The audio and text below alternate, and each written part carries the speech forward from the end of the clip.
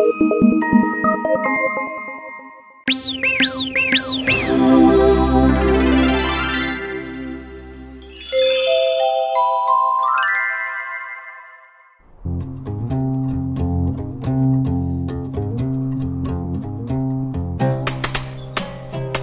years after Joseph, son of Jacob, was given the gift of reading dreams and put in control of all of Egypt, a new pharaoh had taken the throne of Egypt.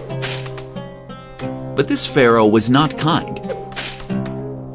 He had made God's people, the Israelites, into his slaves. He forced them to work all day and treated them very badly. They were made to do heavy work and not given any respect.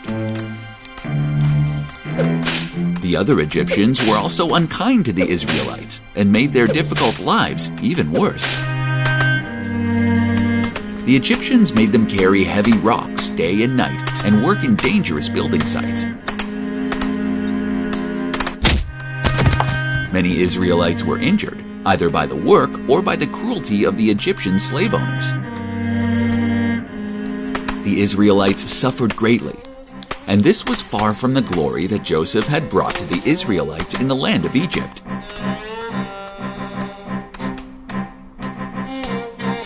The Israelites worked hard and suffered under their slave masters. But as Egypt prospered, there was more and more work that the Egyptians needed the Israelites to do for them. Over time, the number of Israelites enslaved in Egypt grew and grew, until eventually their number became large enough that the pharaoh started to have second thoughts. The number of Israelites continues to grow with every year. Soon they will be too many, and they may start to want power. This cannot happen.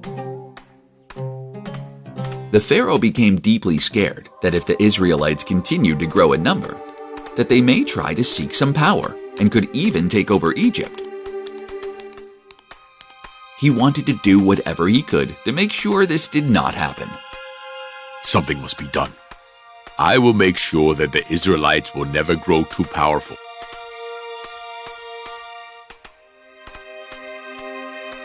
I will rid the Israelites of all their young boys to make sure they cannot continue to grow in numbers. And so, the pharaoh gave the terrible order that all the baby boys born to the Israelites must be thrown into the mighty river.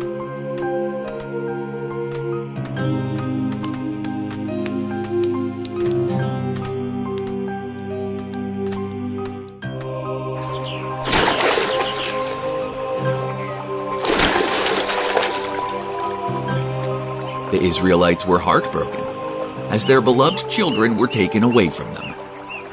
They could not believe the cruelty of the pharaoh had come this far.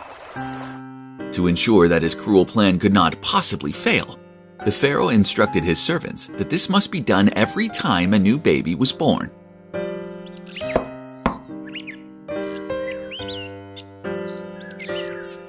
Each and every one of them was to be thrown into the river.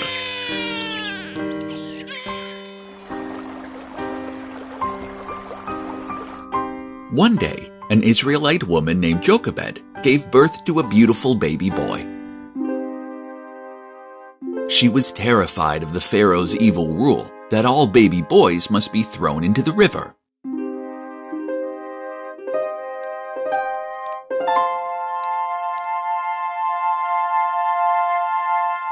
She decided she would not let her precious son suffer the same fate as the other Israelite boys, and that she would do whatever it took to spare her precious baby's life.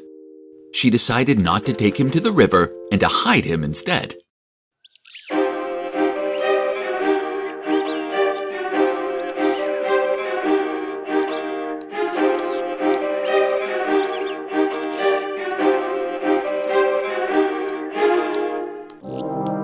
However, as time went on, she realized this plan could not last forever. After 3 months, she finally accepted that she could not keep her sweet baby hidden from the Egyptians. She thought long and hard about what to do to keep her son alive. After careful thought, she had an idea. Jochebed decided to fix her baby's basket to make sure no water could enter it. She put her precious baby inside the basket and secretly took him to the river.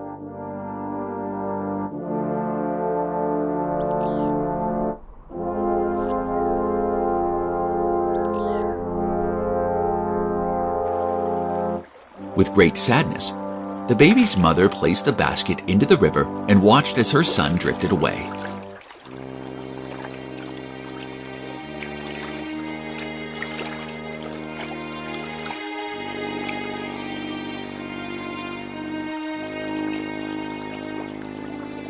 Although it was painful, she hoped she had done the right thing, and that this would be enough to save her son's life.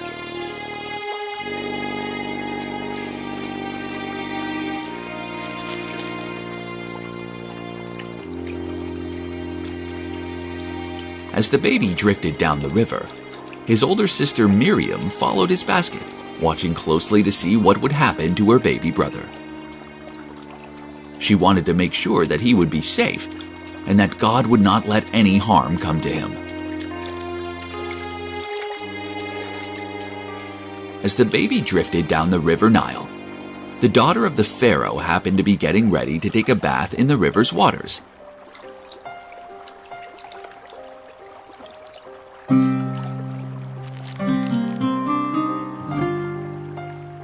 Just as she was getting ready to bathe, she spotted something floating down the river and realized that it was a baby in a basket.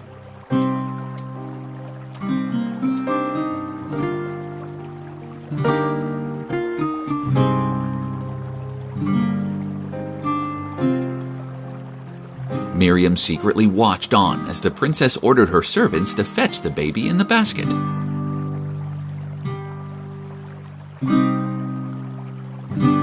The baby was crying, and the princess could not help but take pity on the poor young boy.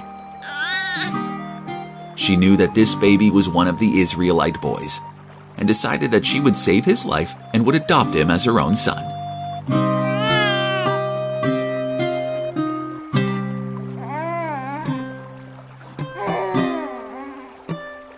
The baby's sister, Miriam, could see that the princess was going to spare her brother, and approached her to share the truth. She told the princess that he was indeed one of the Israelites, and asked if it would be possible for the princess to have him raised by an Israelite nanny.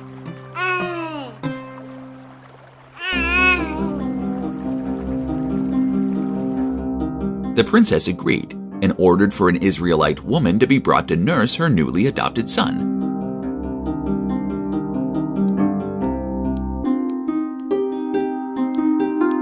Amazingly, when Miriam went with the Egyptians to the Israelites to look for a nurse for the princess's new baby boy, the woman they selected was Jochebed, the baby's true mother.